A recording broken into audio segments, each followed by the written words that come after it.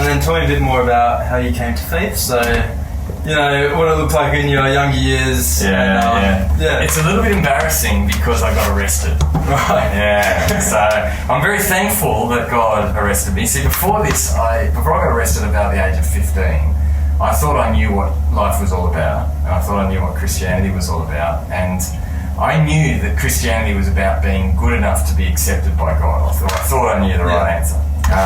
And so I was aiming for a 51% with God, because I was a little bit of a kind of larrikin kid. I was a little bit of a clown at school, and I liked having fun. And so I knew I wasn't going to be a high distinction with God, but I seriously believed in judgment, that God is going to judge everyone. And so I was aiming for 51% because I figured that would be God's pass mark. And it's really sad that a lot of people in the world, and particularly in Australia, in my generation, grew up thinking that's what made you a Christian, if you were good enough to please God. It doesn't, but that's what they thought.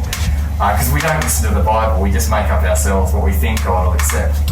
Anyway, I'm aiming for 51%. I'm working part-time after school for a shop. It was kind of like a Kmart shop at Hurstville, Westfield. And there was a guy who was working full-time for them. He was about 18, and he was stealing stuff from them that was pretty cool, like remote control cars. Yeah. You know, and I thought, I'd like me some of that, you know.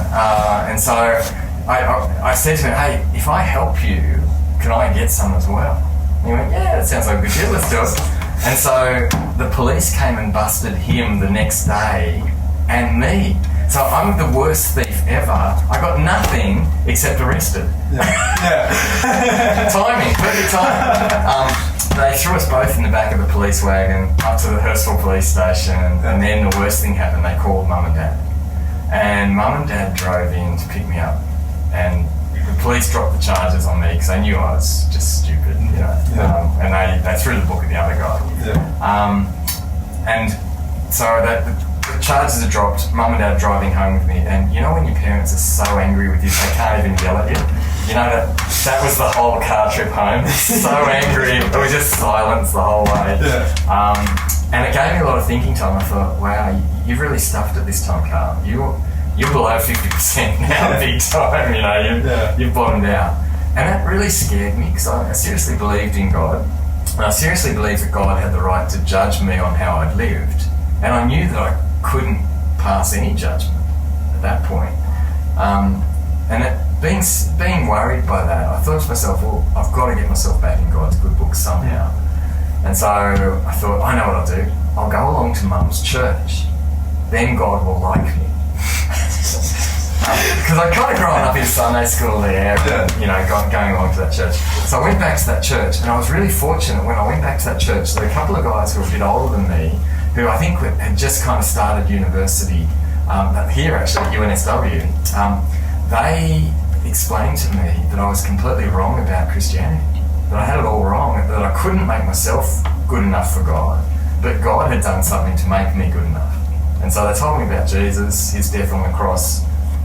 And they said that I can't be good enough for God, but I can be forgiven for my sin and therefore made right with God. That was the best news I've ever heard. And I just grabbed onto Jesus at that point as my Saviour and my Lord, and I've been living with him ever since, and it's been the best decision I've ever made in my life. Yeah, amazing. And were you attending church at this time when you were stealing? I'd kind of grown up in Sunday school, but then I'd sort of drifted away just doing other stuff. And I kind of got to the age of 15 and I really was not caring about God whatsoever. I kind of just wanted to pass my 51%, but really wasn't seeking to follow Jesus or anything like that. So I was living just however I wanted to live. Therein lies the problem. And did you have a mentor during that time, or any figure that you sort of looked up to? No, and I reckon that was one of the problems. I was kind of just floating free, and even my dad was a nice guy, but he didn't really understand me. Like, I kind of had gone beyond him, and he couldn't really relate to me. I couldn't relate to him, and so I was just rudderless, loose having fun, getting myself into trouble.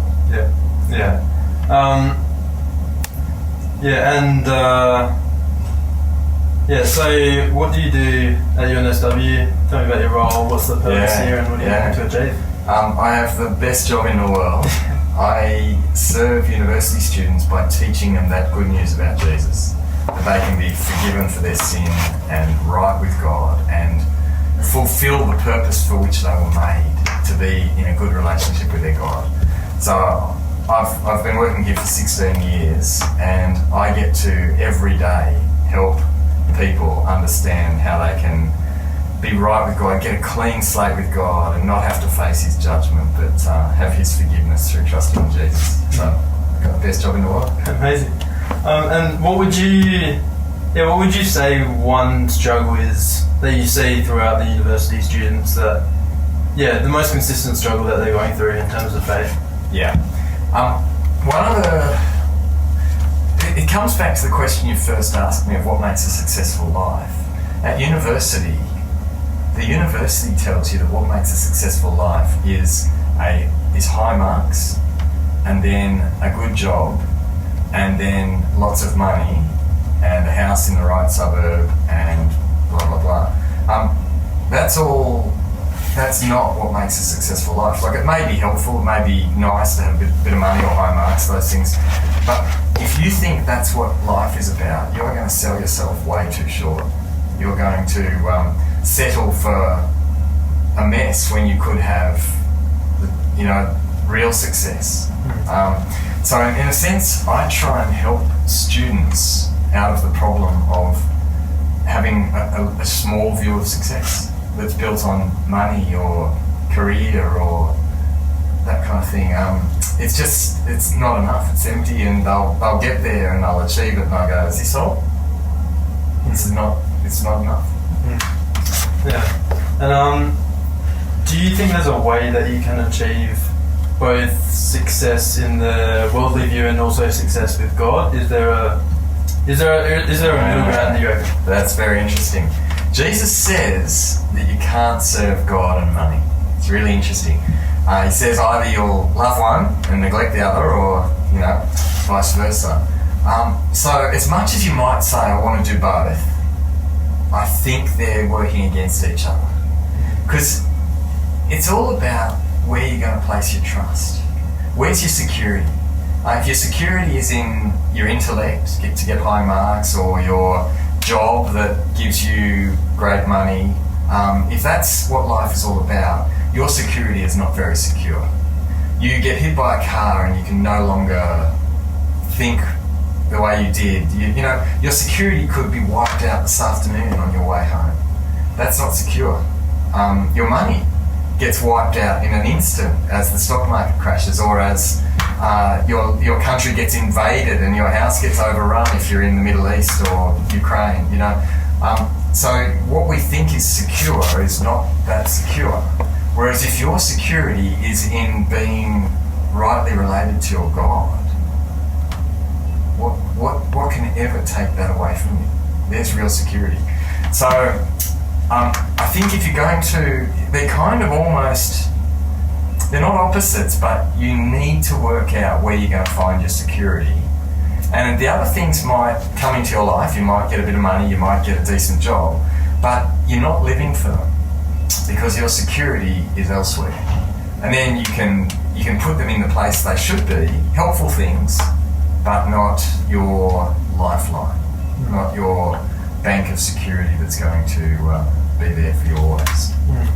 That reminded me of something. I was at NTE, which is it's pretty much a Christian conference for uni students. Yep. And one thing I found very helpful is what they brought up was, you've got your first job and your second job. Yeah. Your first job is serving God and your Christian life, and then your second job is whatever you go through, which is you can be an engineer, a lawyer, whatever. That's right.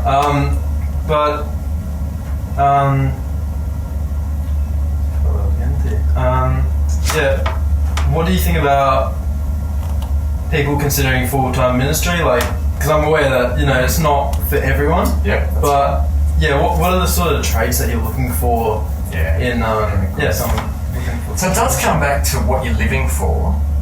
If you work out that those things like career, money, marks are actually not good security, not good things to base your life on, and if you decide that you're going to live for the security of being rightly related to God through Jesus, then you are freed up in a way to go, well, now that I've got real security in Jesus, what do I want my life to be about? Because I don't have to keep pressing on to find the high-paying job.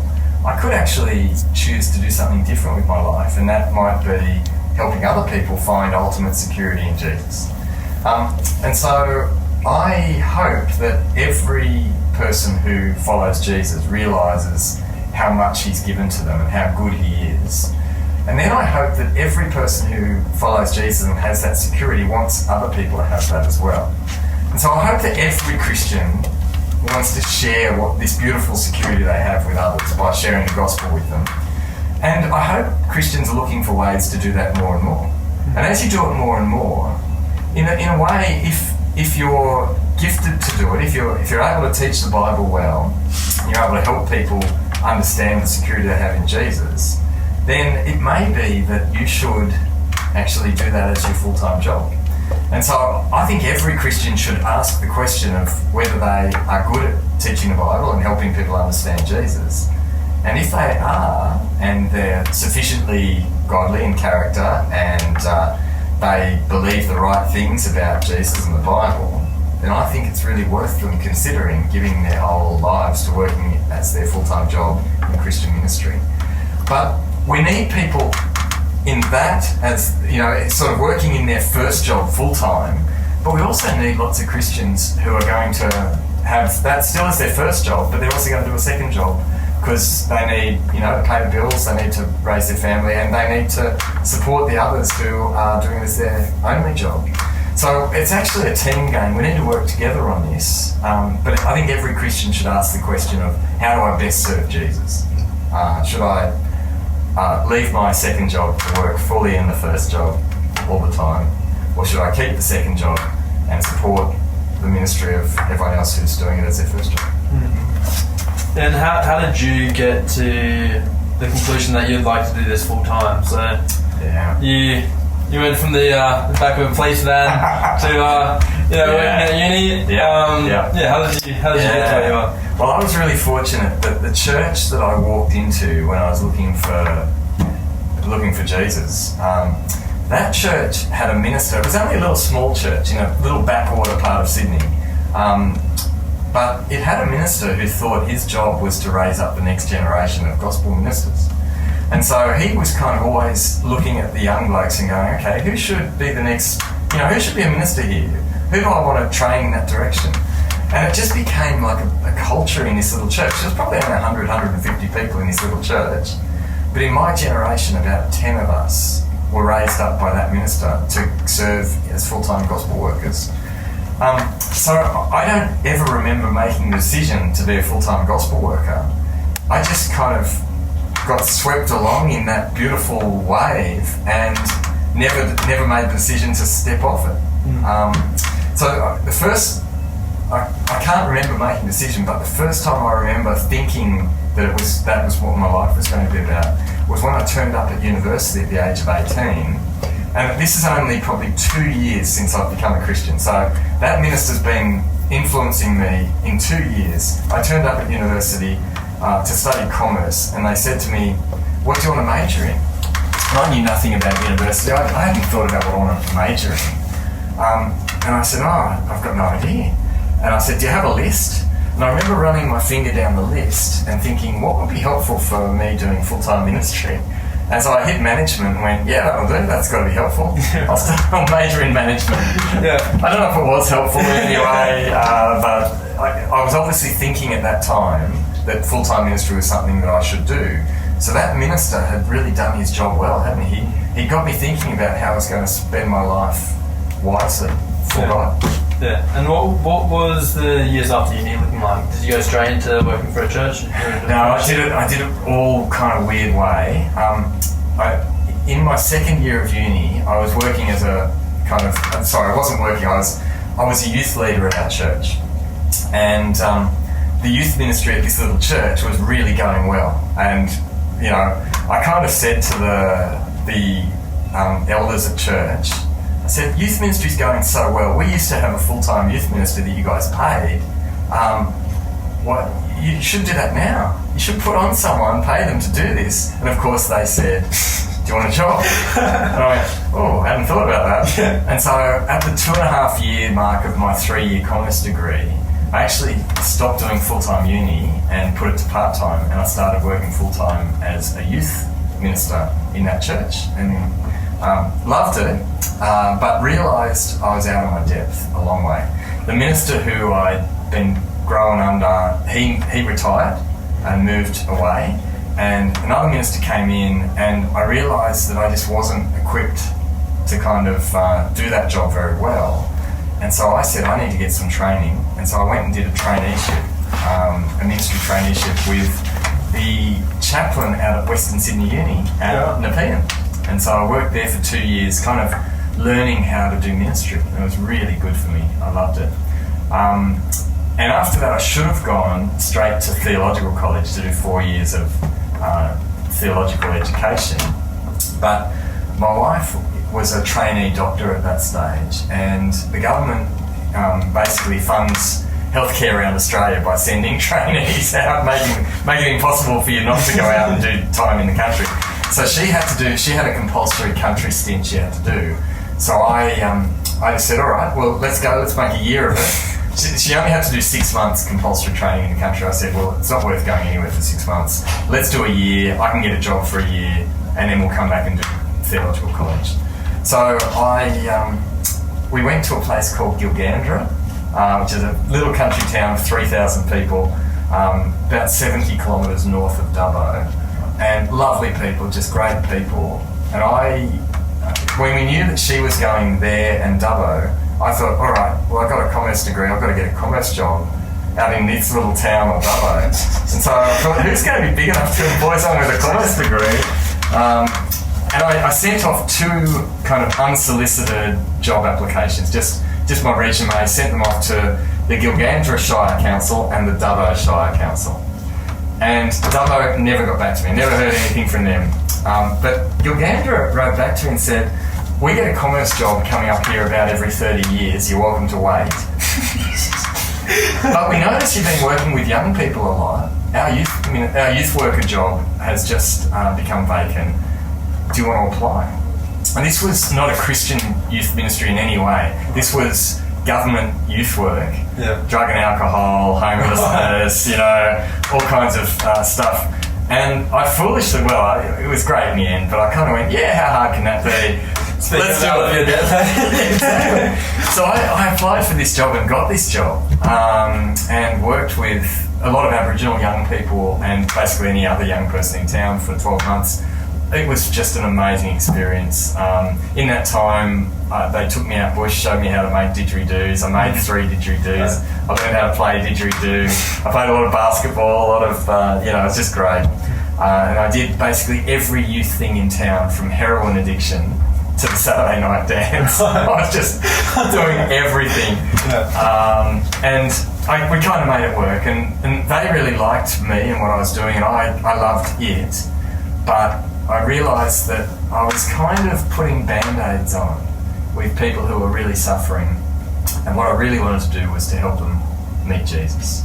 And so I decided to leave that job that I loved in that little town that we loved and come back and do 4 years of theological training. And the goal was that we would get out of Sydney, because living in the country, every afternoon there's a different sport to play. Like there's the soccer competition on Monday afternoon, then hockey Tuesday afternoon, then touch football Wednesday, and then golf Thursday. And, I loved it. It was so good. You finish work and you go, what's today? Okay, it's golf today. Yeah, let's go.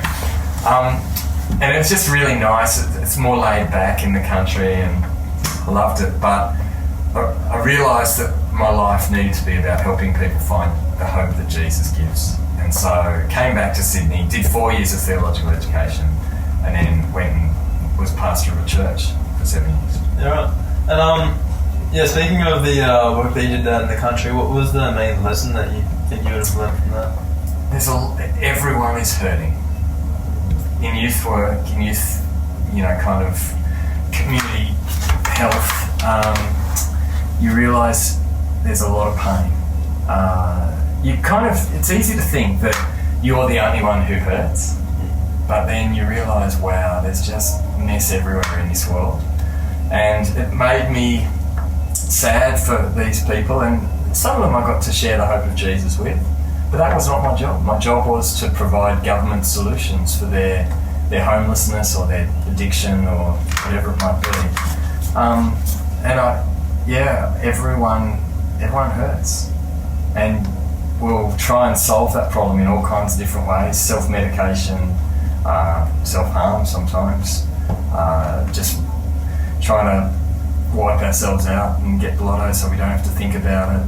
There's all kinds of ways we try and dull the pain, but Jesus is the great solution that we all need, who doesn't take away all the pain but allows you to understand what life is all about, and that helps you to understand some of the pain and suffering that you're going through, and gives you a higher purpose, I think. Yeah, that's a good point. And what do you think the most important values are that we should be teaching this sort of younger generation, so the uni students that you're speaking to, and say some of the kids that you might have been speaking to in the country? Yeah, really good. I think the value that I'd like to instill in people is to be inquisitive about what life is all about. So I don't want people to just keep struggling on through life with their head down, thinking, well, this is what I've got. I want people to look up and go, is this all I've got? Or is there more to life? So I want people to be inquisitive and to ask good questions. I think Jesus teaches me that Jesus says, basically, when asked why, what the most important thing in life was, Jesus says, love God and love your neighbour. They're two pretty good things to live by. Love God, get your relationship with God right, and then treat, who's your neighbour? It's everyone. Treat people the way you'd like to be treated, and love people. Don't just treat people the way they treat you. Treat them better than that. Love them. Yeah. Is there a particular Bible verse that you? A Bible verse that you look to share to the new Christian who might be joining the Bible ministries, or just something that's really impacted your life? There's so many good verses. Let me read to you one that is right up there, because I think my problem, and the problem that I run into so many times with people in this ministry, is they think they have to earn their way with God. They think God's the kind of the judge who they've got to impress, and they fail to realise that they can't impress him enough to pass his judgment. Do you think that comes from the culture of, study hard, work hard to get a good job? Yeah, I think so. That's a good pickup. So verses that I find myself reading to people quite a lot are from Ephesians chapter 2, verses 8 to 10. It says, "For by grace you have been saved, through faith, and this is not your own doing. It is the gift of God, not a result of works, so that no one may boast. For we are his workmanship, God's workmanship, created in Christ Jesus for good works, which God prepared beforehand that we should walk in them." It's such a great verse. It talks about grace, and grace means, it's gift language. It means something you don't deserve. And that's, if you're saved by Jesus, you can't deserve it, you can't earn it. You just have to receive it as a gift from God by trusting in Jesus. That's a verse that I find myself coming back to a lot. I saw on another podcast you were talking about the 3 C's, so conviction, character and confidence. What's your sort of interpretation of that? What does that mean? So really, that's about who should think about serving in full-time gospel ministry. Is normally where I put those 3 C's. And you might think it's just people who are really talented, who are really good at speaking or really good at kind of putting words together or thinking, and that's the competence bit of it. But that's the third place. Confidence, that's the least important thing. The most important thing is what you believe, your convictions. If you don't believe the right things about Jesus and the right things about the Bible, you're useless to other people. That's the most important thing. And then once you've got your beliefs right, according to the Bible, then your character comes into play. Because no one wants you to tell them about Jesus if you're a drunk, you know, who's not living it out. No one wants you to tell them about Jesus if you're sleeping around on your wife. You know, no one wants that, because your character says what you believe. You know, it's who you are. And so character is the second most important thing. I'll ask one question on that. Obviously, we're all sinful. We all do wrong things. Absolutely. I'm a good example. But when a Christian who, you know, does wrong things, as all people do, gets questioned on their character, what do you say to that? Well, this is where, that's why I said those things are for someone thinking about full-time ministry. You can be a very normal Christian and have come out of a horrible struggle. You know, the Apostle Paul murdered Christians. He goes, I'm a good example of forgiveness. You know, he murdered Christians before he got saved. So it's all about forgiveness. We are all sinners who fall short of God's standards. We all need forgiveness, but those who should lead us and teach us in our churches need to have grown in maturity so that they are not going to easily fall into bad temptations like adultery, like greed and things like that. We need mature Christians, the 3 C's. Conviction, character, and confidence. That's right. They need to lead us. You don't need 3 C's to get into Christianity, to be right with God. You need forgiveness. But those who should lead us and lead our churches and lead our ministries, we need them to be mature. We need them to have grown in those 3 C's. So I was speaking to my dad about you, and he told me something interesting about how you had a heart attack despite you being in good health and staying on the bike. Tell me a bit about that experience. If that's right. Yeah, your dad's still traumatised because he rode that ride with me. Right. Yeah. Right. So it turns out that I think I was having a heart attack for most of that ride. And I'm quite proud, because even on a heart attack ride, I averaged 29.7 kilometres an hour, which is really nice. My Strava record recorded that. And I didn't, none of the guys I was riding with knew that I was kind of feeling interesting, because it wasn't something that I didn't think I was having a heart attack. It was, when you exercise, you always push hard, you always hurt somewhere. Of course your heart rate's going to be a bit faster than usual. Yeah. So I was just... even when I got home after the ride, we rode 30 kilometres or something, and when we got home, I just had a shower and got dressed for work, and we had my daughter's birthday. It was my daughter's birthday, October 30th, and we did presents on our bed, as we always do. All the family ploughed on and we did presents and stuff, and then I just happened to say to my wife, that banana I ate before the ride didn't go down very well. And she said to me, so you're saying you had chest pain when you were exercising? And I knew what she was getting at, and I said, oh, don't be silly. Don't be stupid. That's sure right. Yeah. Because I thought, you know, I'm pretty fit. I like exercise. You know, I watch what I eat. I don't have any signs that show heart disease. And I thought, well, that couldn't happen to me. But she said, we're going to the hospital. And I said, you are overreacting. Right. This is after it happened? No, I was still in a little bit of pain. Right. Nothing like so she said, we're going to the hospital. I said, no, you're overreacting. She said, all right, I'm going to call an ambulance. I said, no, don't do that. We can drive. We can drive to the hospital, and why don't we just drop the kids at school on the way? And so I drove while having a heart attack. I drove the family and drove myself to hospital. Not what you're supposed to do. And my poor wife feels a little bit embarrassed that she let me drive. But, so it turns out I was having a heart attack. And even when I got to the hospital, they didn't pick it up. The first test, nothing really showed that I was having a heart attack. And the doctor looked at me and said, well, you look pretty healthy. And I said, well, look, I've got to give a Bible talk on campus at 12. Do you reckon I'm going to be right for that?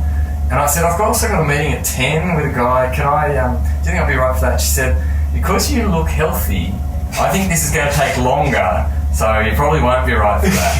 Anyway, they took some blood while she was chatting to me, and they sent that away to get tested, and that's the way they know when you're having a heart attack. They test for a thing called troponin in the blood, and if it's there, you're having a heart attack, basically. About a quarter of an hour later, it came back that I was having a heart attack, and all hell broke loose. They threw me on a bed, they ripped my shirt off, they're shaving my chairs, they're connecting me up to all these machines, paddles and everything. They didn't hit them, but they wanted them ready to go. Yeah. And then they're rushing me upstairs to have an emergency operation to unblock the artery that had got blocked. Right. And so I wake up about an hour later, and the first words of the surgeon were, "Carl, you've got aggressive coronary disease." And I went, "What?" Because I don't smoke, I don't drink, I eat pretty well, I'm not overweight, I don't have any family history. Like, my blood pressure's good, nothing. Consistently ride on the bike as well. Yep. Yeah. Exercise regularly, nothing but apparently God's given me the genes for a dodgy heart. Yeah. That's okay. He's given me lots of good stuff as well, so I can cope with that. But it was really good to be humbled, because I was probably pretty proud of being fit and healthy, and it was good to go, you're not so fit and healthy, Yeah. Gonna have to trust God a bit more. Yeah. I mean, would that have been a reminder of you about how you need your security in God? You can't Exactly. Trust in your body and all that sort of thing? Yeah. It was really weird because you know how you never really know how you're going to respond when you're sort of staring death in the face? I've had the opportunity to stare death in the face, and I know how I responded, and I was amazed because in a sense it's a pretty panicky place. When they tell you, they told me just before the operation, all right, you're having a heart attack. I went, you sure? Really? I'm not the kind of person that has heart attacks, am I? But then they finally got it through my thick head that I was having a heart attack, and I went, okay, well, God, my life would then be in your hands, and you might choose to take it today, or you might choose not to. And I thought to myself, you know what? I think I can trust God either way. I've trusted God for a long while, and I think His judgment on this I'm happy to live with or die with. It was really interesting. The verse that came into my head is a verse from the Apostle Paul, who says, to live is Christ and to die is gain. And my wife and I genuinely were speaking that verse, going, that's the truth. To live is Christ, and we truly believe that to die would be gain. Now, I love that I didn't die. That's really nice that I get to have a few more years. And I think on medication I'm going to live long and prosper, so that's good. But yeah, it's just, I guess it was nice to know that trust in Jesus was my security, even looking death in the face. I didn't have to panic. My life was secure with God. Either way, whatever He decided. That was really nice. Yeah. And was there anything that you changed after that experience in terms of your lifestyle or your perspectives or anything? Because my diet was pretty good, I thought, well, if I've got fairly aggressive coronary disease, I should change something. So I went, how do you make, well, I guess there was some evidence, well, not much evidence, but there's quite a few kind of videos and stuff on vegan diet being helpful for heart disease. So I thought to myself, well, I might as well try something. So I became a vegan for about 2 years. And it may have helped, but we'll never know. That's what, in the end, you can't know. And in the end, I started finding, and my wife even gave me all the supplements. You need to supplement stuff because you get things from animal products that you actually really need, and you can't get them from other places. So she supplemented me with all the things that apparently should have made me healthy on a vegan diet. But I was still getting mouth ulcers and stuff, and I'm going, I don't feel that healthy. So after 2 years, I went, you know what, I can't even know if this is doing any good. I'm going to go back to just a responsible diet, low meat, not too much meat, but just not cutting out any food groups in particular. Yeah. And how did this experience affect your family? Did anything change after that? I think it's harder to be beside the bed than in the bed. Yeah, so I suspect it really was confronting for them. Because I think also, when your dad, who's sort of fit and well, suddenly has something that says, "Oh, this could kill him," I think that throws you a bit. The kids all trusted God through it, but I think it was pretty confronting. And I think it was hard for Jen. She's going, "Well, I know he's in a good, safe hospital, and that's the best place for him to be, but I hope he survives tonight." Yeah. So they had to trust God, and isn't that good for us? Yeah. That must have been a lot more helpful as a Christian. Did you change anything in terms of what you did in your life, as in what you were doing at work, how you were teaching, what you're doing in that, and your sort of purpose in life? Did that change at all after that? Do you know, I don't think it did, because this didn't show me something that I hadn't seen. God had showed me that when I was 15. I'd seen that I need Jesus and He's the only security. This, in a sense, could have shown me that same thing in a different way, but I'd already seen it. And so I didn't really change anything, because my life had already been shaped by Jesus being my only security. And I was already communicating that and dedicated to helping other people understand that. So it didn't really change much of my life. Yeah, I just kept doing what I knew was the most important thing, that is helping people understand why Jesus is the most important person in the world. Amazing. And that's all we've got for today, but it was nice speaking to you. Nice speaking to you. Appreciate the conversation. Thank you. Yeah.